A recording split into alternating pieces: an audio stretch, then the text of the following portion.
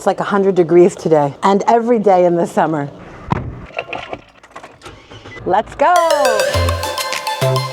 Indigenous Bridges hosted a unique event in Jerusalem. Israel is still in the middle of the war, and being part of this experience at this time was pretty special. My family's approaching 1 year of living in Israel. We came during a war, and then there was another war. Israel was fighting Hamas, still is, and then the Hezbollah terrorists joined in. Yemen joined in. Iran shot some ballistic missiles over. We had to hide in the safe room for a couple of weeks. But there's another front of the war that Israel's fighting, and that's connected to this event that I'm attending right now.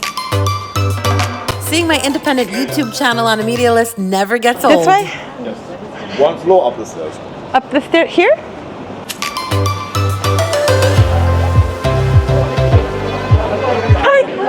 I'm sorry I'm late. It's all good. I like that you showed up mic'd, though. That makes my... That's what I'm here for. I'm so glad you're here. This is going to be amazing. I heard about the Riverwinds and what they were doing here in Israel in the last months, and I said, we really need to do this here. We see our real friends in times like this. This is an Indigenous Bridges event featuring the Firekeepers International in partnership with the Friends of Zion Museum. Basically, the Firekeepers International are a Native American couple that we've worked with for many, many years. They are real, true allies of Israel, even way before. Here's one of them. Oh, hello. Chief Joseph. But the Riverwinds Dafka specifically came right now to bring Native American, traditional Native American, spiritual traditions, song, storytelling, and other traditions to help our traumatized. They've been here working with our warriors, working with survivors, and we were yesterday at Belev Achad with wounded soldiers, survivors of Nova, families of hostages, orphans, and this event today is Dafka for all of us who have been fighting on the 8th front, the war of perception. And the information war. Yeah, and people who have really been sort of like behind the scenes holding up our nation.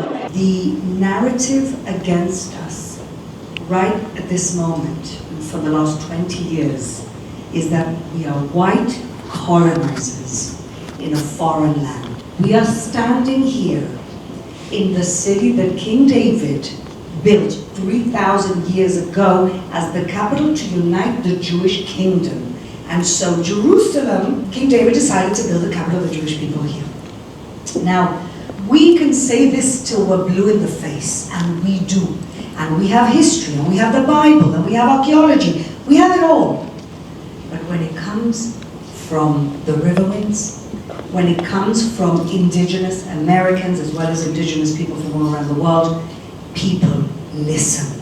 You are not alone. Our tribe has a stance that we stand with Israel, and we stand with Mount Zion, we stand with the Jewish people in your right to be here, to defend your land however you see fit. We couldn't be more grateful.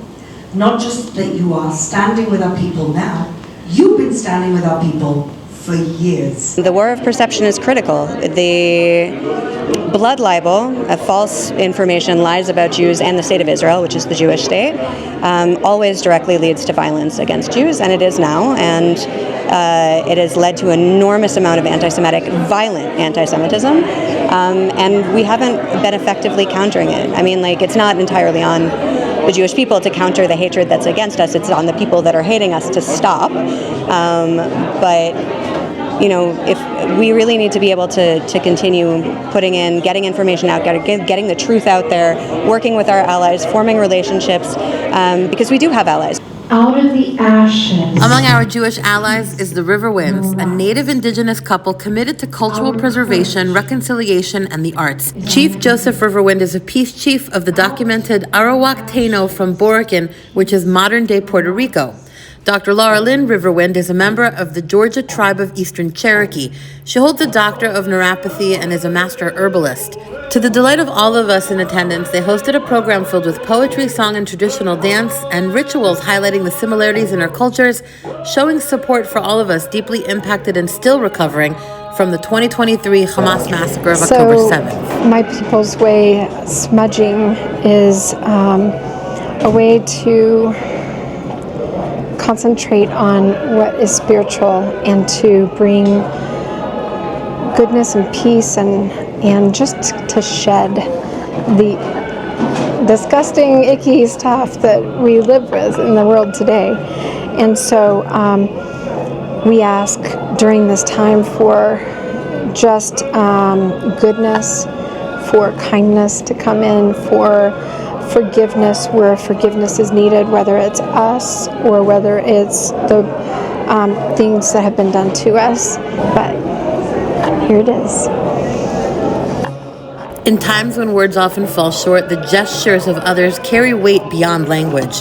To have voices, songs, and traditions from across the world reach us here in Israel in the shadow of so much pain is a reminder that healing doesn't belong to one people alone. It comes from connection, from being seen, and knowing that we are not alone in our grief or our hope. The feeling of loneliness and misunderstanding is why anti-Semitism cuts so deep. But acts of solidarity like this heal that hurt and ripple far beyond a single moment. They remind us that even amidst tragedy, people still have the power to lift, mend, and restore.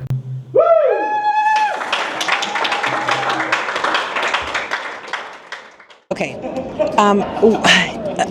First of all, I'm so honored that you came to Israel. After October 7th, we went and basically we called it like sitting Shiva with your people, because we went around to different communities, synagogues, homes, community centers, and we just mourned with you.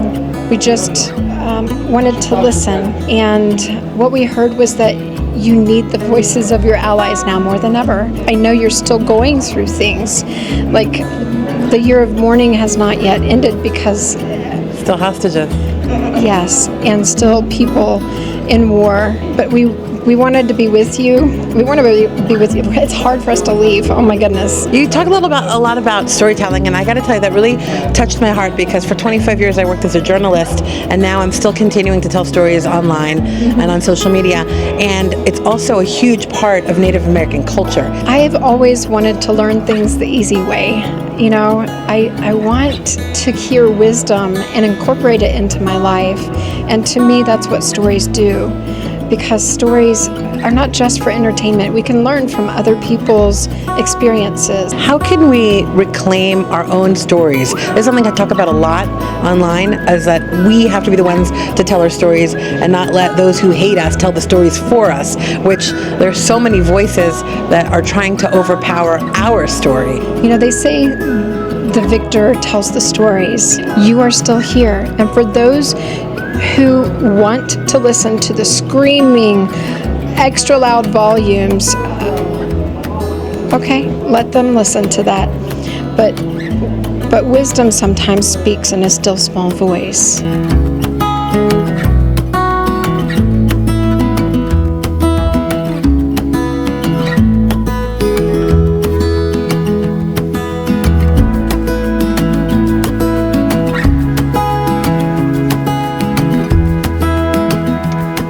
May you be even more resilient than you already are.